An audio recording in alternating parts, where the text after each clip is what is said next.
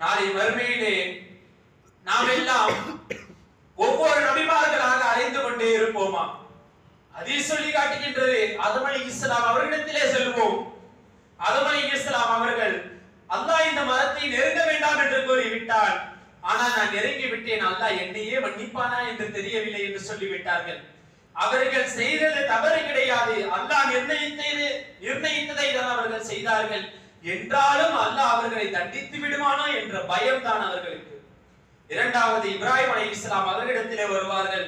இப்ராஹிம் அலைஹிஸ்ஸலாம் அவர்கள் சொல்வார்கள், நான் உலகத்திலேயே 3 பொய்கள் சொல்லிவிட்டேன், ஆகையால் அல்லாஹ் என்னை மன்னிப்பானா என்று தெரியவில்லை. அவர்கள் சொன்னது பொய் கிடையாது, இஸ்லாத்தை காப்பதற்காக வேண்டி அவர்கள் சொன்ன உண்மைதான். ஆனால் அவர்கள் அதனை பொய்யாக கருதி கொண்டார்கள். அல்லாஹ் என்னையே அதன் காரணமாக மன்னிப்பானா என்று தெரியவில்லை என்று சொல்லிவிடுவார்கள். நாம் எல்லாம் அங்கிருந்து மூசா அலைஹிஸ்ஸலாம் அவர்களிடத்திலே வருவோம்.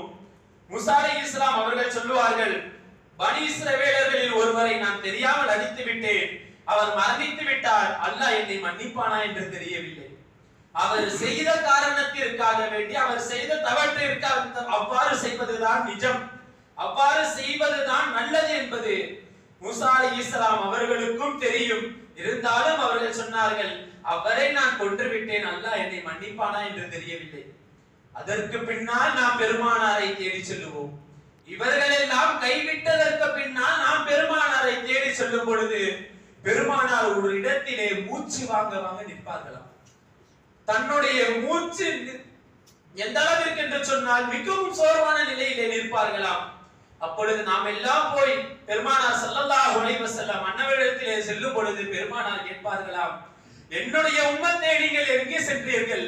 உங்களை தேடி நான் இந்த ஜன்னத் முழுவதும், இந்த மறுமை முழுவதும் நான் சுத்தி விட்டேன், நரகம் சொர்க்கம் அனைத்தையும் நான் சுத்தி வந்து விட்டேன், நீங்கள் எங்கே சென்றீர்கள் என்று ஏக்கத்தோடு நம் அவர்களை ஏங்கிக் கொண்டு பெருமானார் ஸல்லல்லாஹு அலைஹி வஸல்லம் அந்த இடத்திலே நிற்பார்கள்.